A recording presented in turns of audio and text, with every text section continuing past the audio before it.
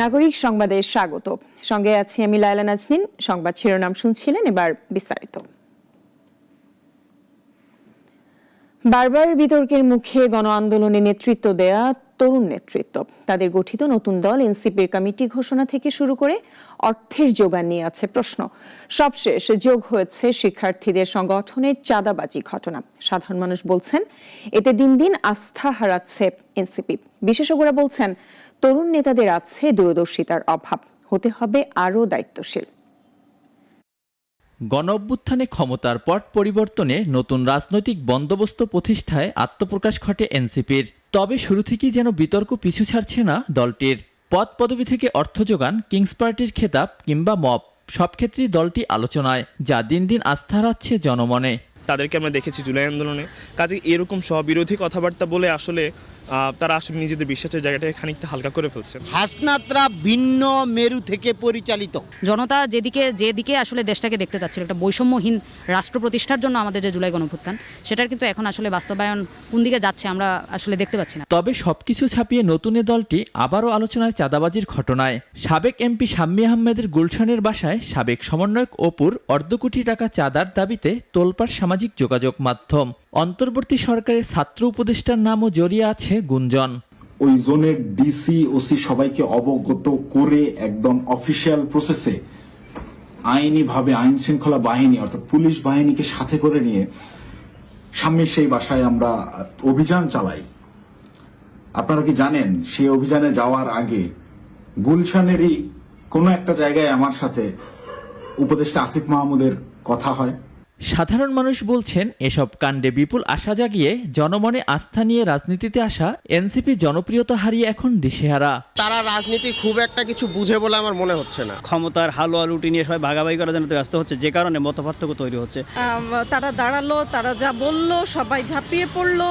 এখন দেখা যাচ্ছে যে ওদের একটা স্বার্থই বলেন। এখন যারা নেতৃত্বে আসতে যাচ্ছে তাদের দূরদর্শিতার অনেকটা অভাব রয়েছে। তরুণ নেতাদের দূরদর্শিতার অভাবই তাদের এই অবস্থানের জন্য দায়ী বলছেন রাজনৈতিক বিশ্লেষকরা।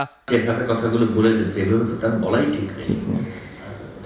ঠিক হয়নি। হয়তো ওইটাকে ডিফেন্ড করতে গিয়ে বিরাট একটা তালগোল পাকায় গেছে তাদের মধ্যে। মানে রাজনৈতিক ভাবে অনভিজ্ঞতা, ম্যাচুরিটির অভাব, পরিপক্কতা, তাই না? তবে দল হিসেবে সফল এবং ভোটের মাঠে জনপ্রিয় হতে হলে দলটির নেতাদের আরও দায়িত্বশীল হওয়ার তাগিদ তাদের। রাজনৈতিক বিভাজন আর অবিশ্বাস এনসিপিকে রাজনৈতিক দল হিসেবে সফল হতে অনেকটাই পিছিয়ে দিবে বলে মন্তব্য করেন রাজনৈতিক বিশ্লেষকরা। অলিউল রনি, নাগরিক, ঢাকা। ঠিক 50 বছর আগে ইতিহাসের এই দিনে সপরিবারে হত্যা করা হয়েছিল রাষ্ট্রপতি শেখ মুজিবুর রহমানকে। গতবারের মতো এবারও দিনটি এসেছে ভিন্ন আবহে।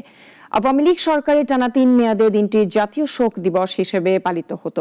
গত বছর রাজনৈতিক দলগুলোর সাথে আলোচনা করে সাধারণ ছুটি বাতিল করে অন্তর্বর্তী সরকার। অলিউল রানের রিপোর্ট। 15 আগস্ট 1975 সেদিন ভোররাতে কিছু সেনা সদস্য ধানমন্ডি 32 নম্বরের বাসভবনে সপরিবারে হত্যা করে রাষ্ট্রপতি শেখ মুজিবুর রহমানকে। শুধু শেখ মুজিব নয়, সেনাকুতে সেরাতে একে একে প্রাণ হারান তার সহধর্মিণী শেখ ফজিলাতুন্নেসা মুজিব, ছেলে শেখ জামাল, শেখ কামাল ও শেখ রাসেল ছাড়াও পুত্রবধূ সুলতানা কামাল ও রোজি জামাল সহ আরও 16 জন। ওই ঘটনার সময় বঙ্গবন্ধুর 2 মেয়ে শেখ হাসিনা ও শেখ রেহানা বেলজিয়ামে অবস্থান করায় প্রাণে বেঁচে যান। গণ অভ্যুত্থানের মুখে গত বছরের 5 আগস্ট পদত্যাগ করে দেশ ছাড়েন সাবেক প্রধানমন্ত্রী শেখ হাসিনা। এ সময় তার সঙ্গে ছিলেন বোন রেহানাও। এরপরে অন্তর্বর্তী সরকার নিষিদ্ধ করে আওয়ামী লীগের কার্যক্রম। তবে সামাজিক যোগাযোগ মাধ্যমে দিনটি ঘিরে আলোচনা এবং কর্মসূচি দিয়েছিল দলটি। দিনভর ধানমন্ডি 32-এ দেখা যায়নি আওয়ামী নেতাকর্মীদের। তবে যারাও এসেছিলেন শ্রদ্ধা জানাতে তাদেরকে আইনশৃঙ্খলা বাহিনীর হাতে তুলে দেন গণ অভ্যুত্থানের পক্ষে থাকা রাজনৈতিক দলগুলো। এ সময় ধানমন্ডি 32 ও এর আশেপাশের পুরো এলাকায় অবস্থান ধরে রাখেন বিএনপি, জামায়াতে ইসলামী ও এনসিপির নেতাকর্মীরা। অলিউল রনি, নাগরিক, ঢাকা। বিএনপি চেয়ারপারসন ও সাবেক প্রধানমন্ত্রী বেগম খালেদা জিয়ার 81তম জন্মদিন।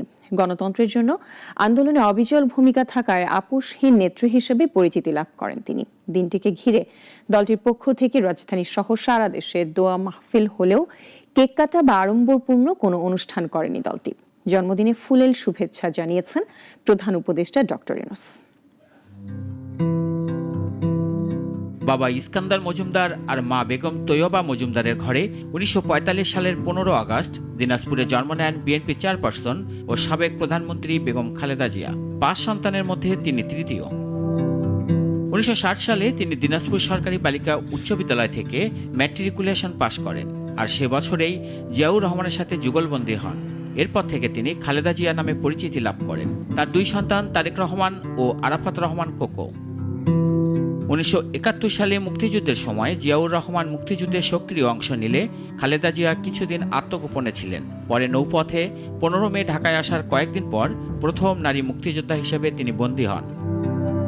স্বাধীনতার পর রাজনৈতিক নানা পট পরিবর্তনের পর জিয়াউর রহমান দেশের রাষ্ট্রপতি হলেও তিনি ছিলেন সাদামাটা গৃহিণী, রাজনীতি থেকে ছিলেন অনেক দূরে। ১৯৮১ সালে জিয়াউর রহমানকে হত্যার পর গণতন্ত্রের জন্য দলের হাল ধরেন তিনি। গৃহিণী থেকে রাজপথে আপোষহীন সংগ্রাম, অবশেষে সফল হন ৯০-এর স্বৈরাচারের পতনের মধ্য দিয়ে। এরপর ৩ দফায় দেশের প্রধানমন্ত্রীর দায়িত্ব পালন করেন তিনি। ১/১১ পর ফখরুদ্দিন সরকারের আমলে কারাগারে যান তিনি। ফ্যাসিস্ট হাসিনা সরকারের আমলে ২০১৮ সালে রাজনৈতিক প্রতিহিংসায় মিথ্যা মামলায় সাজা হয় খালেদা জিয়ার। ২ বছরের বেশি কারাভোগ করেন তিনি। করোনাকালে সরকারের নির্বাহী আদেশে ২০২০ সালের ২৫ মার্চ খালেদা জিয়া মুক্ত হলেও কার্যত তিনি ছিলেন গৃহবন্দী। গত ৫ আগস্ট আওয়ামী লীগ সরকারের পতন ঘটে। এরপর মুক্ত হন খালেদা জিয়া। মহিষী এই নারীর জন্মদিন আজ। আড়ম্বরপূর্ণ কোনো অনুষ্ঠান করছে না দলটি দিনটিকে ঘিরে, তবে রাজধানী সহ সারা দেশে দোয়া মাহফিলের আয়োজন করা হয়। তিনি না থাকলে দেশের গণতন্ত্র হয়তো অধরায় থেকে যেত বলে মন্তব্য করেন বিএনপি নেতারা। দেশনেত্রী বেগম খালেদার জেল জীবনে ওনার উপরে কতটুকু নিপীড়ন হয়েছে, কতটুকু অত্যাচার হয়েছে, কারা কারা এর সঙ্গে দায়ী, তাদের সকলের একটা বিচার করা উচিত বলে আমি বিশ্বাস করি এবং মনে করি। শত অত্যাচার নির্যাতনের পরেও গণতন্ত্রের প্রশ্নে কোনো আপোষ করেননি বেগম জিয়া। তাই তিনি শুধু বিএনপি নেত্রী না, গণতন্ত্রকামী সকলের নেত্রী বলেও দাবি করেন দলটির নেতারা। রাশেদুল কাদির, নাগরিক, ঢাকা। আবহাওয়ার বিরূপ প্রতিক্রিয়ায় দেশের উত্তর পশ্চিমাঞ্চলের বন্যা পরিস্থিতির অস্থির অবস্থা। লালমনিরহাটে তিস্তার পানি নামতে শুরু করলেও বাড়ছে রংপুর অংশে। নতুন করে ডুবছে চর ও নিম্নাঞ্চল। বিপাকে হাজার হাজার পানিবন্দী মানুষ। প্রতিনিধিদের পাঠানো তথ্য ছবিতে আরো জানাচ্ছেন সিরাজুমনি শুভ। রংপুরের গঙ্গাচড়া, পীরগাছা ও কাউনিয়া উপজেলার চিত্র এটি। উজানের ঢল আর টানা ভারী বৃষ্টিতে ফুলে ফেঁপে উঠেছে তিস্তা। প্লাবিত হয়েছে নদী তীরবর্তী চর ও নিম্নাঞ্চল। পানিবন্দী কয়েক হাজার পরিবার। তলিয়ে গেছে রাস্তাঘাট, ঘরবাড়ি। ভেসে গেছে মাছের ঘের, ডুবেছে ফসলের ক্ষেত। কোথাও কোথাও আবার দেখা দিয়েছে তীব্র ভাঙন। বাধ্য হয়ে তাই অনেকেই সরছেন নিরাপদ স্থানে। ওই ব্রিজের পরে বাঁধতে ভাঙলে তো ক্ষতি আমাদের। না সাহায্য, আমরা সাহায্য কি করি? আমাদের তিস্তা কন্ট্রোল করাটাই আমাদের দরকার বেশি। এখন বাঁধ যদি ওটা ভেঙে যায় তাহলে শুধু রংপুর বিভাগ সবাই মনে করেন যে পানি যাবে। স্থানীয়দের অভিযোগ, বিগত সরকার দীর্ঘদিন ধরে তিস্তা মহাপরিকল্পনা নিয়ে টালবাহানা করায় প্রতি বছরই এমন ভোগান্তির শিকার হতে হয় তাদের। তা আমরা আর কোনো চাই না, আমাকে রাস্তা কাটি দেখ, পানিও দিবে যাক, আমরা এখন শুকনো থাকতে চাই, আর আমরা কোনো চাই না। ভাই আমাদের যে পানি, আমরা কাজও তো ঠিক মতো যাইতে পারছি না। বউ বাচ্চা নিয়ে সবসময় চিন্তা থেকে যে পানিতে ডুবে যায় কখন। পানিবন্দীদের সহায়তা দিচ্ছে জেলা প্রশাসন। পৌঁছে দেওয়া হচ্ছে ত্রাণ। ইতিমধ্যে আমাদের প্রশাসনের পক্ষ থেকে 10 কেজি করে চাল আমরা দেওয়া শুরু করেছি। এটা মর্নিয়াতেও শুরু হয়েছে, এটা অব্যাহত থাকবে। আর নদী ভাঙনের যে বিষয়টা হয়েছে সেটা ইতিমধ্যে পানি উন্নয়ন বোর্ডের সাথে আমার কথা হয়েছে। তাদের যে সকল জিও ব্যাগগুলো আছে তারা জিও ব্যাগগুলো নিয়ে এসে এখন এখানে মানে পাশে দেওয়া শুরু করবে। তবে ভিন্ন চিত্র লালমনিরহাটে। কমছে তিস্তার পানি, তবে এখনও নিম্নাঞ্চলে পানিবন্দী অবস্থায় আছে অন্তত 10,000 মানুষ। গতকাল সারাদিন বিপদসীমার উপর দিয়ে প্রবাহিত হলেও আজ সকাল থেকে নামছে পানি। আমাদের নানামুখী সমস্যা আছে, তার মধ্যে উল্লেখযোগ্য কয়েকটি সমস্যা হচ্ছে আমাদের প্রাইভেট সমস্যা। আমাদের প্রাইভেট দায়িত্ব সমস্যা অনেক। আমাদের স্কুলের সামনে অনেক পানি, আমরা স্কুল যাইতে পারি না নিয়মিত। তিস্তা নদী খননের জরুরি প্রয়োজন। আমরা পানিবন্দী হয়ে আছি, বাড়ি ঘর সব তলাইছে, গরু ছাগল নিয়ে আমরা খুব আছি। পানিতে তো আমার যে বন্যাতে তলাইছে, গরু ছাগল একড়ে কষ্ট, একড়ে এক হাঁটু করে জল। ক্ষতিগ্রস্তদের সহায়তার আশ্বাস দিয়েছে জেলা প্রশাসন। অর্থাৎ ব্যাপক ক্ষয়ক্ষতি হয়েছে, আমরা এগুলো সবই তালিকা করব। সরকারের কাছে আমাদের আবেদন থাকবে, যারা এই ক্ষতিপূরণ তারা সাধারণ মানুষ পেতে পারে, আমরা সেই ব্যবস্থা করব।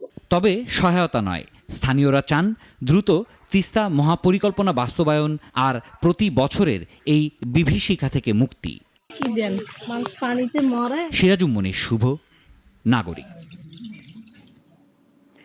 মেহেরপুরের মুজিবনগরে এক আওয়ামী লীগ নেতার ক্ষমতাবাজিতে সর্বস্ব খোয়াতে বসেছেন কয়েকশো কৃষক পরিবার। রাজনৈতিক দাপটে সরকারি কালভার্ট বন্ধ করে মাছ চাষ করছেন উপজেলা আওয়ামী লীগের সাধারণ সম্পাদক ও তার ভাই। আর এতে পানি জমে তলিয়ে গেছে কৃষকের 200 একর জমির ফসল। রাব্বি আহমেদের রিপোর্ট, জানাচ্ছেন শাশ্বতী সরকার। মেহেরপুরের গৌরীনগরের আলগাগাড়ির মাঠ, বছর জুড়ে জমিতে চলে ধান আর পাটের উৎপাদন। নিচু এলাকা হওয়ায় বর্ষায় পানি জমার সমস্যা পুরনো। সমাধান হিসেবে আছে সড়ক বিভাগের কালভার্ট, যার মাধ্যমে উজানে যায় পানি। কিন্তু পানি নামার সেই একমাত্র কালভার্ট গত 4 বছর ধরে আটকে রেখেছেন উপজেলা আওয়ামী লীগের সাধারণ সম্পাদক আবুল কালাম আজাদ ও তার ভাই আব্দুস সালাম। নিজেদের পুকুরের মাছ বাঁচাতে মাটি দিয়ে পুরো কালভার্ট বন্ধ করে দিয়েছেন তারা।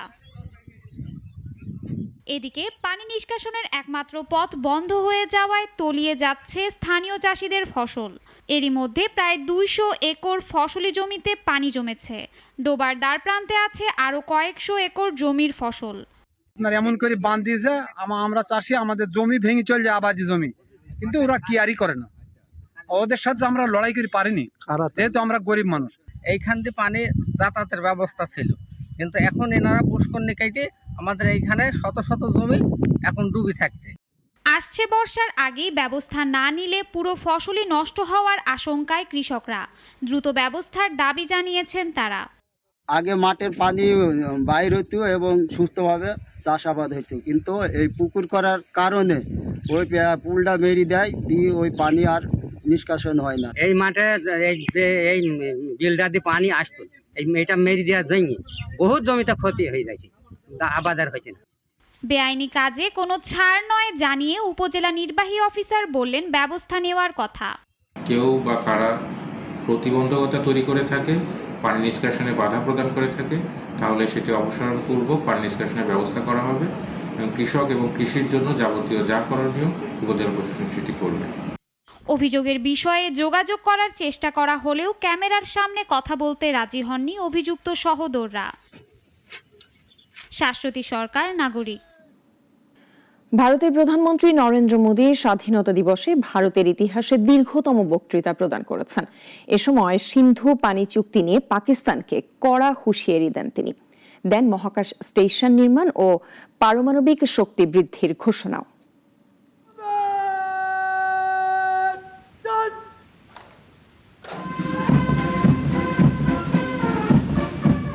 ভারতের ৭৯তম স্বাধীনতা দিবসে নরেন্দ্র মোদী লালকেল্লায় ভাষণ দেন। টানা ১০৩ মিনিটের এই ভাষণ ইতিহাসে দীর্ঘতম। তিনি পাকিস্তানকে কঠিন হুঁশিয়ারি দেন।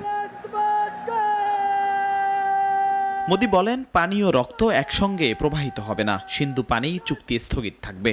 ভারতের পানি শুধু ভারতীয় কৃষকদের জন্য, পাকিস্তানের পারমাণবিক হুমকি সহ্য করা হবে না। এপ্রিলে কাশ্মীরে সন্ত্রাসী হামলায় ২৬ জন নিহত হন। এর জন্য পাকিস্তানকে দায়ী করে ভারত। চুক্তি স্থগিতের ঘোষণা আসে, পাকিস্তান চুক্তি পুনরায় চালুর অনুরোধ জানায়। পাকিস্তানের সেনাপ্রধান আসিম মুনির ক্ষেপণাস্ত্র হামলার হুমকি দেন। তিনি বলেন, যুদ্ধে পাকিস্তান অর্ধেক দুনিয়া নিয়ে যাবে। মোদী জবাবে বলেন, ভারতীয় সেনা প্রস্তুত। মোদী অনুপ্রবেশ নিয়ে সতর্ক করেন, বলেন অনুপ্রবেশকারীরা তরুণদের সুযোগ কেড়ে নিচ্ছে। তিনি মহাকাশে ভারতীয় স্টেশন করার পরিকল্পনা ঘোষণা করেন। জিএসটি সরলীকরণের ঘোষণা আসছে, পারমাণবিক শক্তি 10 গুণ বাড়ানো হবে। বেসরকারি কোম্পানির জন্য এই খাত খোলা থাকবে। যুদ্ধবিমানের ইঞ্জিন ও ক্ষেপণাস্ত্র উন্নত হবে। মোদী বলেন, সেমিকন্ডাক্টর চিপ এবছর বিশ্ববাজারে আসবে। অপারেশন সিঁদুরের কথা উল্লেখ করেন। এটি ছিল পাকিস্তানের সন্ত্রাসী আস্তানায় হামলা। 4 দিনের সংঘাতে অনেকে প্রাণ হারান। মোদির ভাষণে জাতীয় স্বার্থ ও শক্তির প্রতিফলন। পাকিস্তানের সঙ্গে উত্তেজনা বাড়ছে।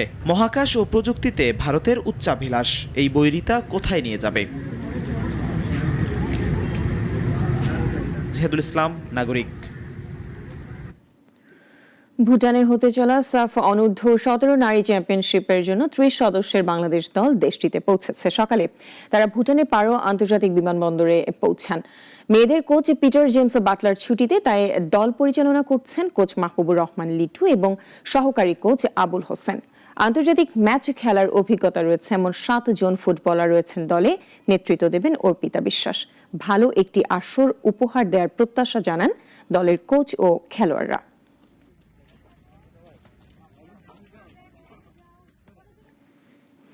এখন এ পর্যন্তই। নাগরিকের খবর ও অন্যান্য আয়োজন দেখতে চোখ রাখুন আমাদের ওয়েবসাইট, ইউটিউব ও ফেসবুকে।